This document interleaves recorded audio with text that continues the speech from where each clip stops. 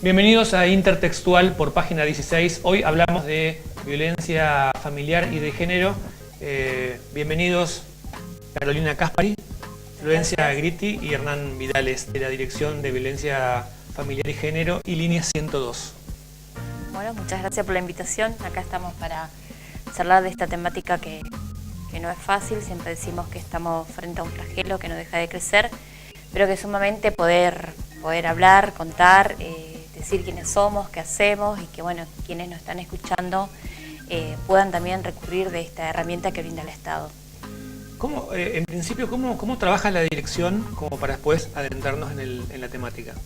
Bueno, la Dirección de Violencia Familiar y Género y Línea 102 forma parte de la Subsecretaría de la Mujer y la Familia del Ministerio de Desarrollo de la Provincia de Misiones. O sea que nosotros somos una dirección que estamos a nivel provincia, trabajamos con todo Misiones. En lo que tenga que ver con la dirección, estamos conformados por un equipo interdisciplinario, licenciados y licenciadas en psicología, trabajadoras y trabajadores sociales. También contamos con el apoyo de una psicopedagoga, tenemos abogada, bueno, y obviamente parte del equipo de la dirección, que son los administrativos. Nuestro trabajo, no somos una dirección de emergencia, de esta situación de emergencia en violencia trabajamos de la mano de la línea 137, quienes hacen el primer contacto con las víctimas si están sufriendo una emergencia, y nosotros lo que realizamos como equipo tiene que ver con la contención. Tratamos siempre que cada víctima que llega a la institución sea una atención integral, con este equipo interdisciplinario, y después obviamente es la atención psicológica que reciben las víctimas que están inmersas en esta situación de violencia, que difícilmente logren salir solas, ¿no? Sin esta ayuda o esta contención que brindamos dentro de la institución. O sea que la línea 102 es de contención. Es de contención. Esto me parece sumamente importante, teniendo en cuenta que muchas veces los límites no están bien esclarecidos, ¿no? Es decir, cuándo necesito una contención y cuándo comienza la violencia, que no necesariamente comienza con un golpe. Digo, a veces la violencia comienza de forma verbal o de forma actitudinal. Entonces ahí es donde ustedes comienzan a trabajar y no necesariamente en la emergencia, que para eso está la línea 137. Exactamente, de hecho muchas veces nosotros, si bien trabajamos con casos derivados de otras instituciones, juzgados y demás, tenemos abierta las puertas de las instituciones a las presentaciones espontáneas de la gente que decida, que en algún momento perciba que está atravesando una situación de violencia, esa misma persona o algún conocido, y quiere acercarse para asesorarse o para recibir algún tipo de contención, para empezar a trazar a ver un posible camino juntos, ¿no? Ya sea pensar hacer una denuncia o alejarse o empezar un proceso de terapia. Como comentaba Carolina, nuestro abordaje es integral y eso permite por ahí que con el asesoramiento a veces de los abogados o de los trabajadores sociales se pueda vislumbrar otros campos que por ahí cuando se trabaja en las otras instituciones, en la emergencia quedan un poco dejados de lado. Hernán, ¿ustedes también reciben los llamados? ¿Ustedes personalmente reciben los llamados? En la singularidad, nosotros, es más, nuestros teléfonos muchas veces suenan y nos ha tocado, bueno, Carolina todo el tiempo le suena el teléfono, al no ser un teléfono o nuestro celular es de uso propio, pero muchas veces como saben que trabajamos en la dirección o que estamos también, la dirección se confunde, lo que decía Carolina hace poco, con la línea 102, nos llaman, pero nosotros siempre, nuestra intervención tiene que ser desde la vía administrativa e institucional. Si bien lo que nosotros siempre recalcamos cada vez que nos invitan o que podemos y tenemos la posibilidad de hacer es que la línea 102 como línea telefónica es una línea de asesoramiento y contención para niños, niñas y adolescentes. Esa es la población destinataria de la línea 102. Ya no es solamente, o lo que se piensa, se normalizó acá en la provincia de Misiones, la violencia familiar o violencia de género, como otras líneas, la 144, la 137, el 911. Nosotros, si llaman a la línea, y lo que estamos tratando de recuperar ahora con la federalización de la línea, es de nuevo entrar a para qué fue creada la línea, que era destinataria de niños, niñas y adolescentes. Como en Misiones pasa particularmente que esta línea se transformó en lo que es la ayuda al niño golpeado y luego en su derivación a la violencia familiar, se crea la Dirección de Violencia Familiar y de Género. Entonces se comienza luego a confundir que llaman a la 102 por el caso de violencia de género y dejó de ser la línea del niño o del adolescente. Pero a ver, si te llama alguien en una situación de violencia familiar que no sea niño, niña o adolescente, es muy difícil en esa situación decirle no, llama a otro número porque este no es el número. No, igual la demanda, Bueno, ante la demanda siempre se atiende. Por eso, pero no dejamos de cada vez que se nos da la oportunidad aclarar ambas cosas. Sobre todo porque cada uno tiene su pertinencia. Si es un caso de emergencia, nos llaman a nosotros y nosotros no vamos a colgar el teléfono, llamar a la 137. Porque la 137 es urgencia y emergencia en caso de violencia de género o contra la mujer en realidad. Pero sí, estos mecanismos que cada vez vamos aceitando más y articulando, hacemos eso de que la 137 es la que tiene el equipo móvil, porque nosotros no podemos ir a una casa, por ejemplo, abrir la puerta e intervenir en la situación de violencia, porque primero no tenemos la incumbencia profesional y segundo porque tampoco el equipo está formado para eso. Si bien la 137 también está formado por equipos interdisciplinarios de psicólogos, psicólogas o trabajadores y trabajadoras sociales, son agentes de la policía.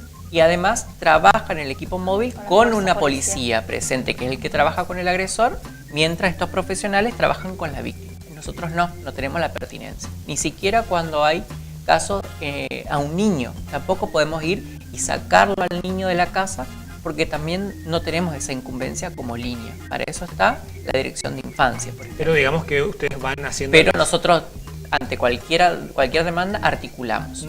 Trabajo en red. Carolina, ¿cómo estamos en el tema violencia familiar y de género en la provincia de Misiones? Con muchísima demanda. Nosotros no escapamos de la realidad nacional ni de la realidad mundial, somos parte. Tenemos datos estadísticos, si bien no son oficiales, porque no existen ni a nivel nacional, tampoco datos oficiales, pero los datos creo que hoy a través de los medios de comunicación estamos manejando son realmente datos alarmantes. Y bueno, nosotros formamos parte de esta sociedad, obviamente Misiones está con una alta demanda en situaciones de violencia. Nosotros los vivimos diariamente en la dirección, demandas diarias, demandas mensuales, y con datos alarmantes, a fin de año con datos estadísticos alarmantes. El año pasado, por ejemplo... Con Misiones, un pico muy marcado. Sí. El año pasado terminamos con 8 femicidios en la provincia de Misiones, y realmente son datos preocupantes. El mismo equipo con el que trabajamos en la dirección, sumamente desbordados también con la cantidad de casos que atendemos diariamente. Así que, bueno, decir y aprovechar estos espacios, como por ahí decían los chicos, de decirle a la población que nos están escuchando que, bueno, que estamos, de que existen herramientas que brinda el Estado, obviamente que son herramientas que nos quedamos cortos porque realmente lo estamos viendo, pero son herramientas que están y bueno, que la idea también a través de esta visibilización y de esta sensibilización de la temática es seguir fortaleciendo y seguir pidiendo ayuda al Estado que siga brindando más herramientas para seguir trabajando este flagelo, porque es un flagelo que realmente no deja de preocuparnos. Pero decirle esto a la población, ¿no? De que estamos, de que se pueden acercar, de que somos herramientas, como decía recién Florencia, pueden acercarse de manera espontánea, pueden llamarnos, bueno, o comunicarse a través de otro. A muchos casos nos llegan también del vecino que le contó, de la vecina que le contó, de las escuelas, muchísimos casos a través de las instituciones. Bueno, que se puedan acercar, de que esto es un delito, de que hay que hablarlo, que hay que buscar ayuda y que si buscamos ayuda se puede salir. ¿Cuánto se avanzó en este tema con estas políticas, ¿no? Porque decíamos fuera del aire que probablemente el cambio paradigmático de la violencia intrafamiliar, de la violencia de género, quizás no lo veamos nosotros, pero por lo menos esto genera un pequeño paso. ¿Cuánto se avanzó y qué otras políticas deberíamos ir articulando como para poder, bueno, tener menos femicidios, menos datos o menos denuncias de violencia hoy por hoy? Y es un panorama complejo, es una pregunta compleja, ¿no? También. A ver, nosotros estamos convocando, bueno, en realidad todo este cambio está convocando a una transformación muy de raíz, una transformación cultural, social muy de raíz, que implica replantearnos cosas que nosotros las teníamos demasiado naturalizadas, demasiado dadas de por sí, ¿no? Como estos casos que comentábamos fuera del aire, que son casos cotidianos, que todos vivimos, que todos conocemos un montón. Y eso implica realmente, porque aparte no estamos hablando únicamente de las formas más extremas y crueles de violencia, como pueden ser los femicidios y la violencia física y las torturas que a veces reciben un montón de víctimas, sino también todas esas cuestiones cotidianas, sutiles, que van marcando, ya sea, y por ahí esto es un poco polémico hoy en día, desde esas cuestiones tildadas de caballerosidad, como por ejemplo en un colectivo que el hombre se pare y le dé el asiento a una mujer de la misma edad, por ejemplo, y cuestiones así que en realidad tiene que ver con eso, no como violencia, pero sí como una cuestión de la mujer vista siempre como algo débil, frágil, que hay que cuidar y demás, cuando en realidad, y eso le quita por ahí la posibilidad de ser vista como una par que tiene potencialidades, que tiene un montón de cosas que dar en igualdad de condiciones que un hombre, ¿no? Y los cambios nosotros pudimos ver con esta política que creemos que faltan mucho más. Tal vez en otros países más del primer mundo todas las políticas están atravesadas por la perspectiva de género. Cualquier política pública que se haga, por ejemplo, desde cuestiones de la calle, de construcción y demás, están pensadas desde una perspectiva de género, de ver qué se puede hacer para remediar esta desigualdad que hay entre hombres y mujeres. Y eso por ahí acá todavía no. Nosotros estamos con algunas políticas específicas sobre la cuestión de violencia. Y eso me parece que fue un avance enorme porque sobre todo lo que permitió es visibilizar y que la tolerancia baje, ¿no? Porque esa resignación que vemos en muchos casos de que bueno, las cosas son así, Naturalización. totalmente, hoy en día está bastante... ya no hay tanta tolerancia, ¿no? La gente empezó a cuestionarse más y cuando hablamos de, me refiero a la gente, me refiero a todas las personas, hombres, mujeres, niños. Nosotros trabajamos mucho durante el año en talleres con adolescentes y los adolescentes principalmente se están cuestionando muchísimo ya qué es ser mujer, qué es ser hombre en esta sociedad, qué implica, y por ahí corrernos de estos roles estereotipados de género que veníamos manejando siempre. Vos hablabas recién de datos y yo me acordaba de que hace un mes salió una estadística a nivel nacional sobre las denuncias de violaciones, por ejemplo, que es un tipo de violencia que es la violencia sexual. Y Misiones era la cabecera en el país como la provincia con más denuncias de violaciones. En la pareja, por la calle, anónima de un conocido, pero de aquellas que fueron solamente denunciadas, aquellas que las mujeres se atreven y que entienden la necesidad de la denuncia como acto reparatorio y que además como el puntapié para una causa judicial. Y todas aquellas que todavía no son denunciadas porque se naturalizó, por ejemplo, ese caso. Una cantidad inmensa. Que los noviazgos o los matrimonios piensan que la mujer, por ser mujer, tiene que estar dispuesta a cada vez es una obligación el acto sexual y que un no significa un no, sino tal vez un sí encubierto, que en realidad vos querés, pero estás diciendo no porque te da vergüenza o no porque ese que decís no, tal vez es, si yo te pregunto de nuevo y nuevo y nuevo, terminás diciendo sí, entonces es un sí desde un principio, solamente que no lo querías decir porque si no eras la más fácil, por no decir otra palabra. Entonces, estas cuestiones, como también en lo más extremo, en femicidio, vos decías, bueno, el año pasado fueron, por lo menos en estadísticas, 260, terminó el 2018 con casos de femicidio. De los 260, 17 eran travesticidios, transfemicidios, porque también se contempla, cuando se habla de mujer, a las identidades trans. Y ahora estábamos viendo, estos días justo, registrando a ver cuánto iba, y en el mes de enero solamente, en los primeros 30 días de enero, hubieron 27 femicidios. Y de esos 27, más o menos 7 ya eran transfemicidio y travesticidio. Solamente en el primer mes. Estamos en el segundo y ya acá en Misiones ya escuchamos que hay otro caso el día de ayer. ¿Y qué cambia? Yo pienso que se comenzó a visibilizar más.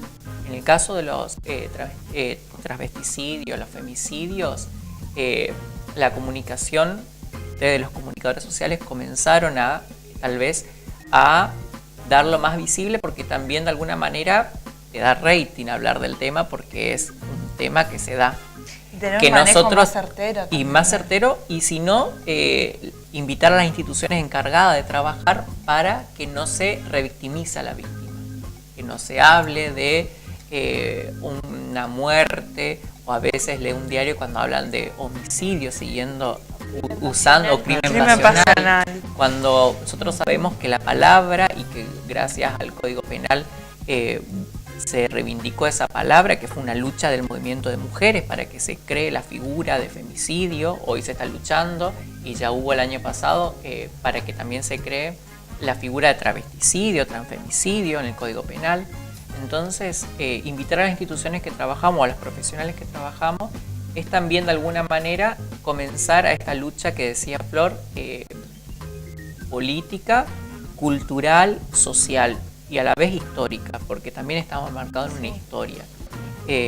Nosotros trabajamos, bueno, en talleres, en ir a los barrios, a dar a conocer solamente en la promoción de los derechos de la mujer, que conozcan la ley integral de prevención contra toda violencia, que no todas saben, no todas las mujeres están empoderadas en lo que significa su derecho en cuanto a la violencia nomás.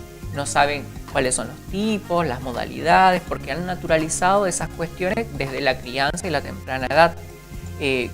Muchas, y nos pasan los adolescentes, que no conocen, tanto varones como mujeres, sus derechos sexuales y reproductivos. Entonces, bueno, nosotros como instituciones del Estado empezar a ser justamente estos mediadores para la sensibilización y la concientización de sus derechos. Pensamos justamente que esto, la sensibilización y la concientización, es el camino a la prevención. Decía, hay políticas, la educación sexual integral es una política pública, educativa, pero que a la vez entrama todas cuestiones que no es solamente la prevención de lo que son las ITS o el embarazo, sino muchas cuestiones más trabaja la educación sexual integral. El respeto a la diversidad, aquellos que no somos heterosexuales o no elegimos conformar una familia, por ejemplo, heterosexual, tradicional, el respeto a esa familia, a diversos tipos de familia, las ITS sí, el cuidado del cuerpo desde la temprana edad, que vos sos el dueño y el único que te puede tocar desde la temprana edad sos vos. Y en eso, desde que se comenzó a implementar medianamente la ESI, hubieron muchos casos de abuso sexual en niños y niñas. Así muchas como denuncias de casos. que los varones se comiencen, y a nosotros, decía Flor recién, en los adolescentes se comienzan a cuestionar qué es ser varón y qué es ser mujer. Y a nosotros, cada vez que vamos a un taller, a una escuela, que se comiencen a preguntar y que no lo hayan tomado naturalizadamente. Ya nací y tengo que ser así. Que el ser varón no significa el ser fuerte, insensible, el no poder, el proveedor, que vos tenés que sustentar la casa sí o sí, y que la mujer no es solamente aquella que está nacida para parir, para ser madre, para atender al marido, si en el caso de que forma una pareja, sino que ella puede ser tal y mucho más capaz en lugares políticos, en toma de decisiones, en laburos. Entonces, todas estas cuestiones que los adolescentes se comienzan a cuestionar, nuevas feminidades, nuevas masculinidades, yo pienso que es el camino justamente para que la violencia, como uno de sus entramados o fenómenos, también se comience a retroceder. Que la violencia de género no solamente afecta a las mujeres, mujeres, sino también a otras identidades feminizadas, que también mucho tiempo no fueron contempladas, por ejemplo. Y a la redefinición de la masculinidad, ¿no? Totalmente, ¿no? Básicamente, redefinir la masculinidad no significa tocar su sexualidad, simplemente porque digo, ahí está mucho de los miedos de los padres a la ESI. Es decir, no, van a hacer de mi hijo tal o cual cosa. Simplemente no, van a hacer redefinir el rol de cada una de las sexualidades. Para cerrar, ¿cómo hacen para separar el trabajo de la vida personal? Digo, porque me parece que están constantemente en contacto con una problemática que nos atraviesa a todos, y más ustedes, que son las que están escuchando o los que están escuchando. No existe la separación.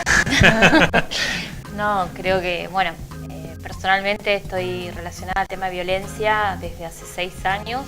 Estuve coordinando el inicio de la 137 cuando recién llegué a la provincia. Bueno, después pasé a trabajar en la dirección desde el Ministerio de Desarrollo. Y bueno, y la verdad que hace 6 años que permanentemente uno está ahí, y te llaman a la noche o los fines de semana, y uno no puede decir, no, mira, no estoy en mi horario de trabajo, no involucrarse, o sea, la demanda sí te lleva a estar involucrada permanentemente, o sea, por lo menos mi convicción personal es así. Creo que al equipo entero de la dirección pasa, permanentemente uno está en contacto, no puede separar esta situación o la vida personal de lo que te toca vivir como sociedad, ¿no? Para nosotros una víctima jamás va a ser un número más, ¿no? Sí tratamos por ahí de estar, pensarlo lo más fríamente posible al momento de resolver las situaciones para que nuestra intervención por ahí sea la más idónea posible en ese momento, ¿no? Pero es cierto la objetiva, sobre todo. Sí. Que después también, si bien decía, como decía Caro, uno no se desliga, cada uno obviamente la problemática de la violencia, a todo profesional que trabaja le atraviesa, porque tenés que trabajar todo el tiempo la indignación, muchas veces el enojo para con el Estado, para la persona que es el agresor o el violento. Y cada uno, bueno, de los profesionales también tenemos nuestras estrategias para desengancharnos de alguna manera. Hobbies, el deporte, yoga, reiki, salir con amigos. Para muchos es nuestra familia, nuestro momento de desconectarnos de eso, pero siempre teniendo en cuenta que como nosotros trabajamos en tal horario, pero 10 de la noche te suena el celular pensando que somos la 137 nuevamente, y vos vas a dejar, porque no está en un horario de oficina o en un horario de laburo, vas a dejar esa víctima aislada, que se arregle y llamame a las 7 de la mañana cuando abrimos de nuevo. Y no, en ese sentido. Empezar a trabajar en red también con las otras redes es también poder desligar el peso a una sola, y en eso la 137 también tiene el beneficio de haberse creado acá en la provincia, haber venido acá a la provincia, que no solamente todo lo que tenga que ver con cuestiones de violencia de género recaiga solamente en la dirección, sino que ahora es compartido. Para ellos el acceso a la emergencia y nosotros en la asistencia y el seguimiento a ellas. Pero sí, cada uno tenemos estrategia o las vamos descubriendo. Carolina, Florencia, Hernán, muchísimas gracias por haber venido. No, por favor, gracias a ustedes, y volver a agradecer porque estos espacios son sumamente importantes para seguir trabajando esto de la sensibilización, de la visibilización de esta problemática, sumamente preocupante y alarmante.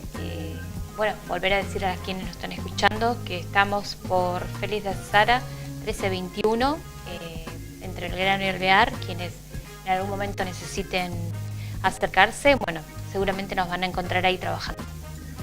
Esto fue Intertextual por Página 16.